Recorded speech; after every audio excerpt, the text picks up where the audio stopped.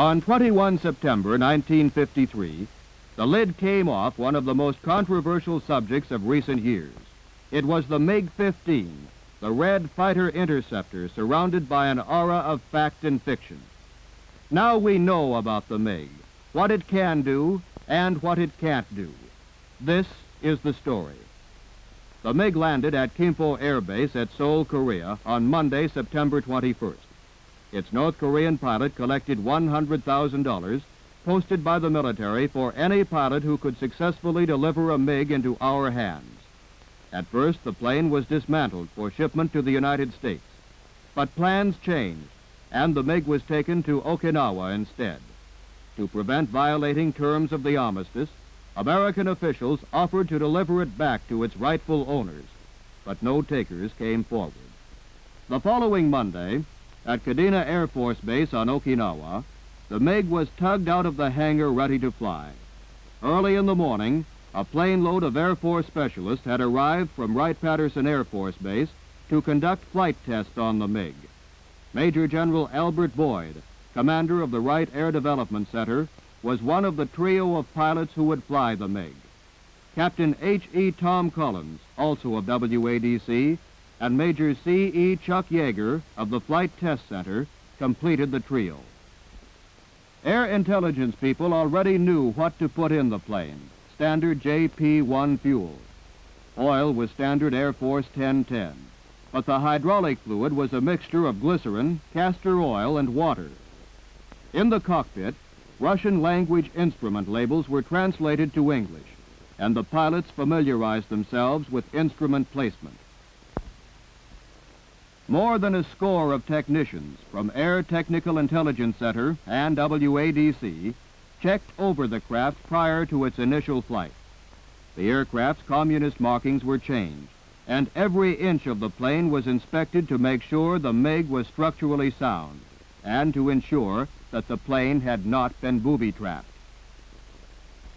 From the rear, the MiG's negative wing dihedral can be seen easily. Notice the large size of the rudder.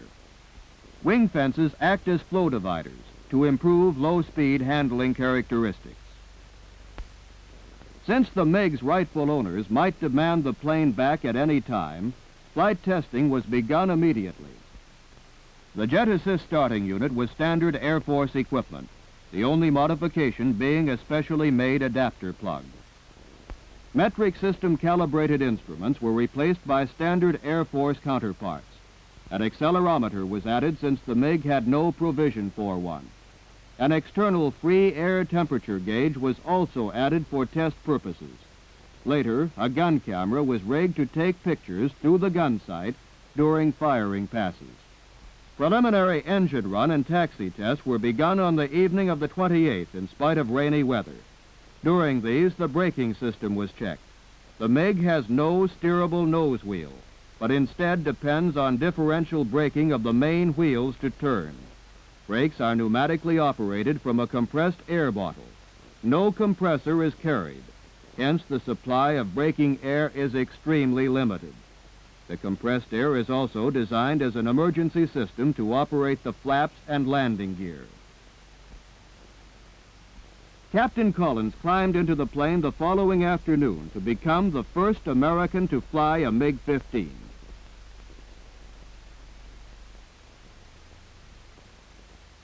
On a later flight, two F-86 chase planes started down the runway at the same time.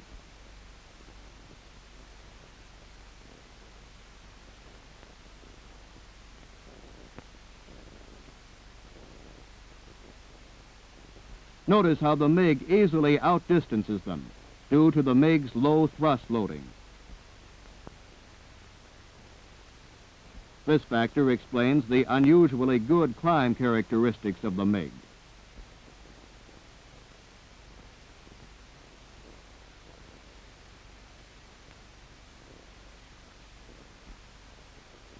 On the first flight, tests were made to determine low-altitude level flight handling characteristics at medium speeds.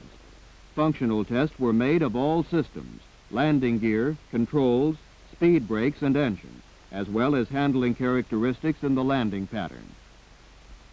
Both in the air and on the ground, the MiG has an unusually clean appearance. Up close, it can be seen that while workmanship is good in vital skin areas, less important areas have been somewhat neglected.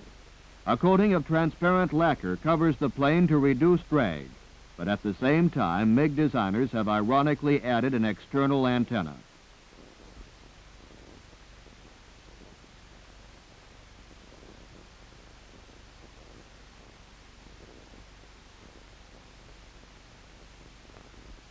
The craft proved basically sound, and all systems operated properly.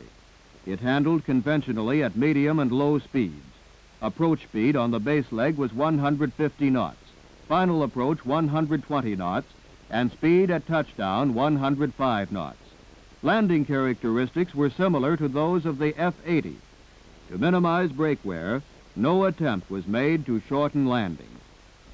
Much of the plane's equipment was copied from obsolescent American equipment, such as the ARN-7 radio compass receiver. The copies, however, showed good workmanship. A unique feature of the MiG-15 is its armament system. Two 23-millimeter cannons and one 37-millimeter cannon are positioned beneath the air intake. Both guns and ammunition are contained in a package which can be lowered by one man. This feature greatly shortens the MiG's turnaround time, since a preloaded package can be slung under a returned MiG and accurately positioned almost immediately. Fortunately, the plane was delivered to the Air Force combat loaded, so armament tests could be made. When the cannons are firing, both shell casings and ammunition links are jettisoned.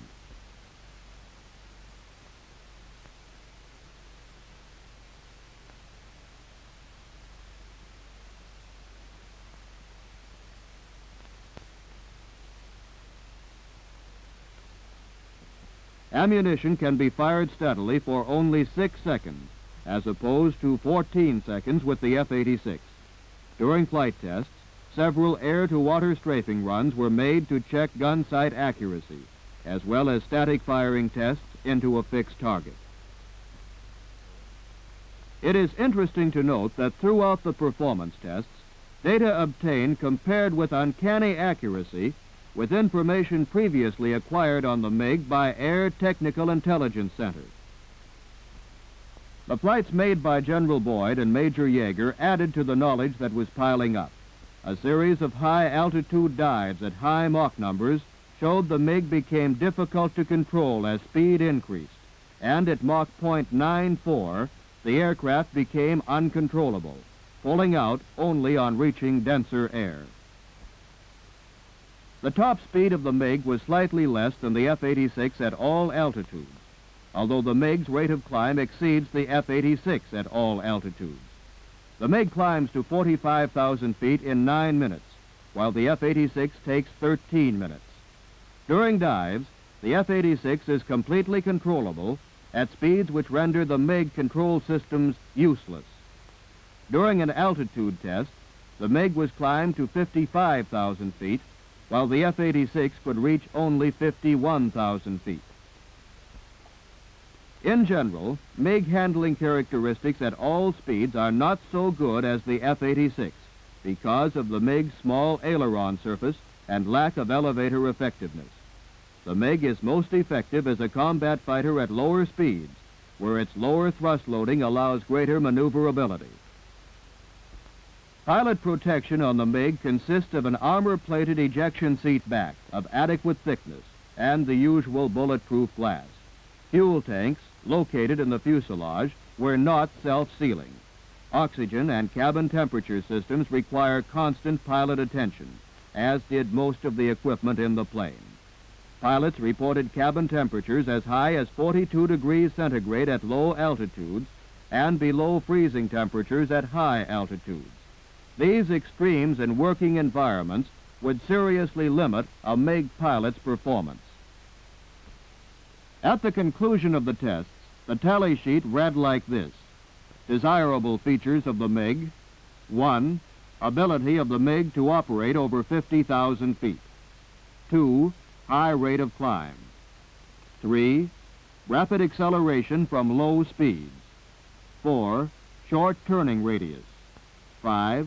Short takeoff and landing distance. On the undesirable side of the score sheet are these. 1. Loss of aircraft control at high Mach numbers. 2. Loss of pilot vision due to inadequate defrosting and poor rearward visibility. 3. Poor lateral directional stability at high altitudes. 4. Slow rate of roll. 5. Equipment requires constant pilot attention.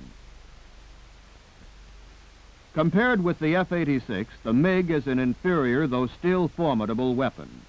The 13-to-1 kill ratio of F-86s over MiGs can be attributed directly to superior planes and better trained pilots. 4 days and 11 flights after the test program started, the MiG had no secrets left.